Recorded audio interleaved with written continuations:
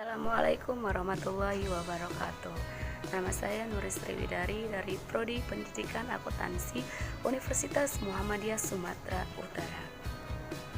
Nah, baiklah, di sini saya akan menjelaskan tentang laporan keuangan dan laporan audit.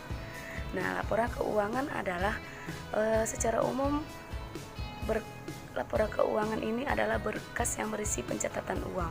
Maksudnya adalah laporan yang berisi segala macam transaksi yang melibatkan uang, baik transaksi pembelian maupun penjualan dan kredit. Biasanya laporan ini dibuat dalam bentuk periode tertentu. Nah, dalam laporan keuangan ada laporan laba rugi. Ada dua bentuk laporan laba rugi. Yang pertama single step, yang kedua multiple step. Nah, seperti contoh di samping, single step itu semua pendapatan operasional dan pendapatan lain-lain dikelompokkan menjadi satu, yaitu dikelompokkan dalam pendapatan. Nah, yang kedua itu kelompok pendapatan diletakkan di awal laporan dan seluruh pendapatan dijumlahkan. Yang ketiga, semua beban operasional dan lain-lain juga dikelompokkan menjadi satu, yaitu di dalam kelompok beban. Yang keempat, beban yang dijumlahkan untuk mendapatkan laba rugi bersih perusahaan, maka seluruh jumlah pendapatan dikurang beban. Nah, jadi rumusnya laba rugi sama dengan pendapatan dikurang beban. Multiple step akun pendapatan dan beban tidak dijadikan satu kelompok, namun dibedakan yang operasional dan yang lain-lain. Kelompok pendapatan yang operasional diletakkan di awal laporan dan dijumlahkan. Beban operasional seluruhnya dijumlahkan. Pendapatan non operasional dan lain-lain serta beban operasional dan lain-lain juga diletakkan setelah penjumlahan yang operasionalnya. Nah, selanjutnya ada laporan perubahan modal, laporan neraca, laporan arus kas, itu termasuk juga dalam laporan keuangan. Nah, selanjutnya masuk pengertian audit keuangan.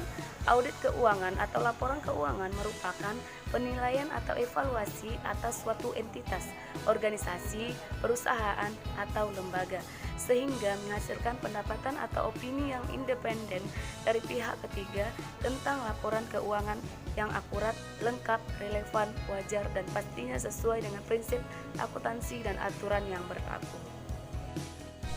Nah, selanjutnya ada fungsi laporan audit. Nah, yang pertama itu memastikan kelengkapan laporan keuangan.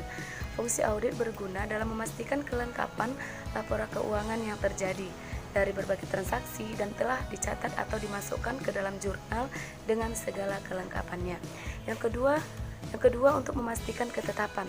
Kegiatan audit bertujuan untuk memastikan adanya ketetapan dalam semua transaksi dan saldo perkiraan akun yang ada. Biasanya didapat dari setelah perhitungan yang benar, jumlahnya tepat, didokumentasikan dengan baik dan diklarifikasi berdasarkan jenis transaksi. Yang ketiga, meyakinkan eksistensi. Adanya auditor dalam meyakinkan pencatatan semua harta dan kewajiban memiliki eksistensi tersendiri pada setiap transaksi yang sesuai dengan tanggal tertentu. Oleh karena itu, semua transaksi yang dicatat harus sesuai dengan kejadian yang sebenarnya. Yang keempat, menyajikan penilaian. Auditor dapat menyajikan penilaian sebagai fungsi untuk memastikan bahwa semua prinsip akuntansi yang berlaku di Indonesia telah diaplikasikan dengan benar.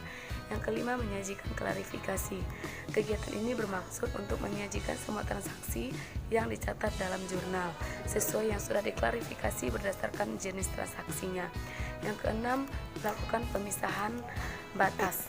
Fungsi audit berguna melakukan pemisahan batas atas semua transaksi yang dekat tanggal neraca dan dicatat dalam periode yang sesuai. Seringkali catatan pada akhir periode mengalami kemungkinan salah penyajian.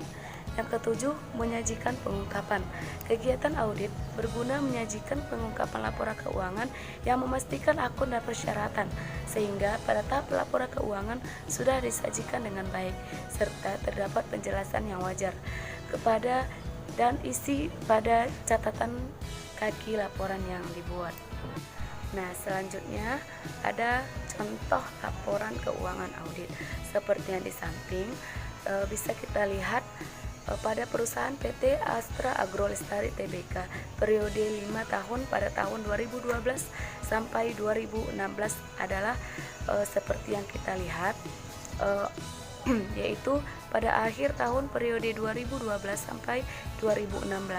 Kemudian laporan keuangan perusahaan secara 5 tahun terakhir, kita bisa melihat bahwa semua komponen laporan keuangan neraca perusahaan Tbk itu jumlah total aset yang mengalami kenaikan, jumlah total liabilitas yang mengalami penurunan, jumlah total equity yang mengalami kenaikan, dan bisa kita lihat seperti contoh di atas.